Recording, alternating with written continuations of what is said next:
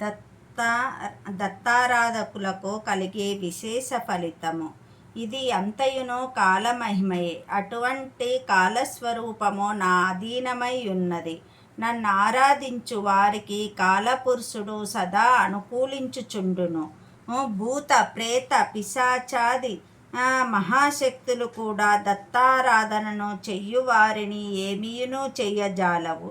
ఈ సృష్టి అందున్న ఏ ప్రాణి కంటెను కూడా నేను బలవంతుడను.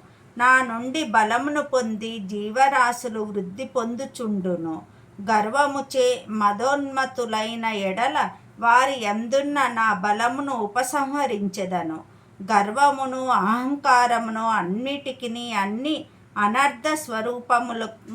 అనర్థ స్వరూపములకును కారణభూతమై ఉండును. నన్ను ఆరాధించుచు సదా జ్ఞప్తి యందుంచుకొను వారలు నిత్య సంతుష్టులై ఆనందముతో నుందురు అని దత్తాత్రేయుల వారు చెప్పారు.